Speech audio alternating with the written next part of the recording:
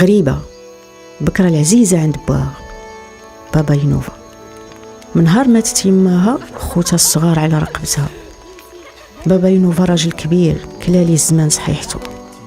Les projets des premiers dessins animés marocains a été l'initiative des deux chaînes nationales, CNRT et de 2M, et je pense qu'avec énormément d'appui de la part du FICAN, qui est l'acteur principal de l'animation et de l'industrie de l'animation au Maroc depuis 20 ans, qu'on remercie énormément.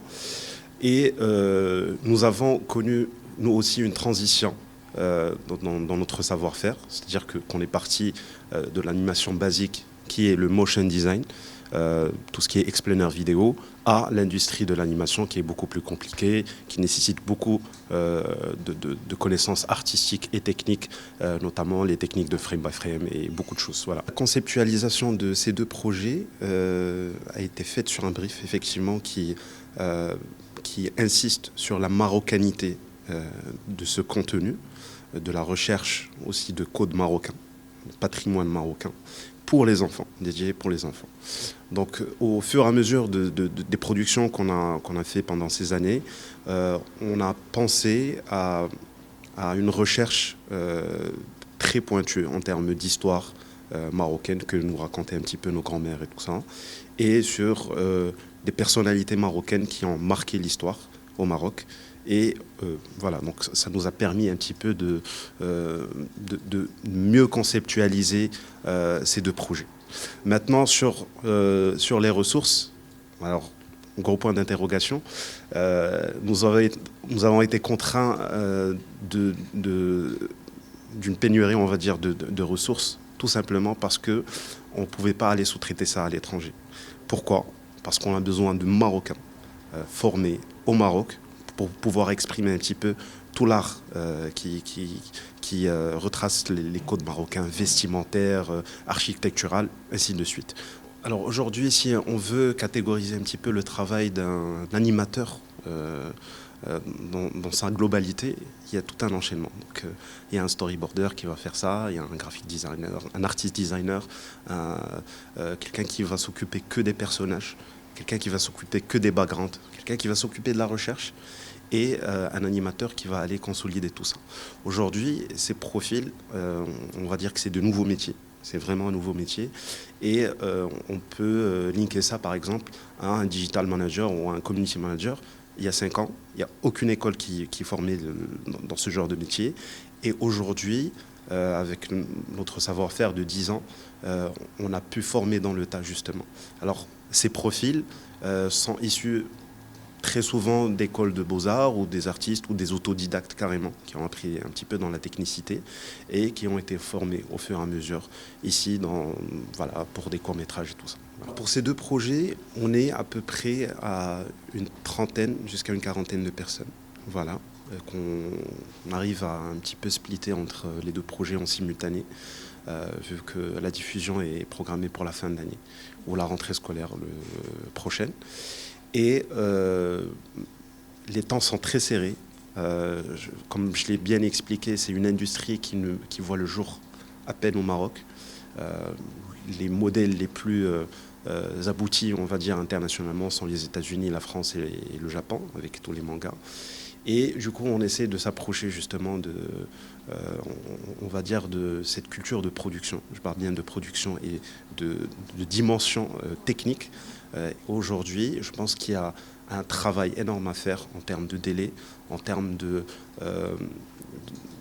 production, c'est-à-dire de jauger un petit peu mieux les délais de production, donner un petit peu plus de temps, vu que c'est un démarrage, c'est les premiers dessins animés marocains pour les enfants marocains. Et je pense qu'il va falloir qu'on puisse mieux contribuer ensemble, que ce soit à l'échelle nationale ou les acteurs de l'animation au Maroc ou ainsi les studios qui contribuent à ça. Voilà. Il y a un premier projet qui raconte toutes les histoires que nous ont raconté nos grands-mères et tout ça, qui ont été repris. C'est des histoires marocaines, tout simplement, Qissas Maghribiya et tout. Et le deuxième projet parle d'une personnalité marocaine dans son époque, avec tout ce qu'elle a accompli et tout ça. Ce qui est intéressant, c'est qu'on vit avec cette personne. On n'est pas en train de la glorifier ou de rendre la chose extraordinaire, mais on vit dans cette époque avec cette personne et on apprend à la connaître et à découvrir ses exploits à l'époque. Voilà. Malheureusement, il y a, les ressources sont très minimes. On a fait appel à des externes pour la partie scénarisation.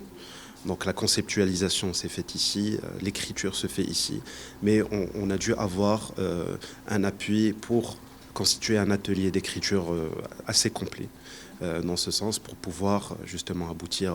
Donc il y a un projet qui est particulier, enfin les deux projets sont très particuliers parce qu'il y a beaucoup de recherches de patrimoine, historique, investigation aussi sur l'époque, sur les informations. Alors actuellement, les deux projets sont en production. Donc on a commencé, donc une grande partie des scénarios sont faits, il y en a qui sont validés. Et il y a un projet sur lequel on est à 50% de production. Voilà. Ce qu'il faut savoir sur le budget, et ça on a été très transparent et je pense que tout le monde a pris conscience et maturité par rapport à ce sujet. Encore une fois, je remercie énormément déjà les chaînes et le FICAM d'avoir ouvert cette porte.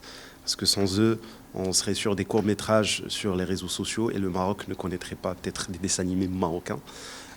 Aujourd'hui, il y a un travail sur le budget. On est à peu près je pense, à 2 millions de dirhams par projet, chose qui est très très faible par rapport au coût de production, par rapport aux ressources, par rapport au prix de l'épisode et tous les intervenants qui doivent travailler sur ce projet. On est sur une moyenne de 20 à 30 épisodes. De mémoire, je pense que les deux productions devraient aboutir ou être en air d'ici début de l'année scolaire, voilà, 2022. On est en retard et je pense que ce soit les écoles ou tous les acteurs de l'animation ont compris qu'il y avait un travail à faire pour fédérer tous ces acteurs. Voilà. Donc, on est en retard, certes oui, on a du patrimoine historique, on a de très belles histoires à raconter aussi, mais je pense que les studios aussi d'animation n'existaient pas au Maroc. Donc historiquement, je pense qu'il y avait 1 ou 2 studios qui faisaient des travaux plutôt orientés publicité. Et aujourd'hui, donc avec l'encouragement peut-être de plusieurs projets qu'on a fait, de courts-métrages et ainsi de suite, je pense qu'à travers ça, tout le monde a pris conscience et s'est encouragé à ouvrir justement cette porte.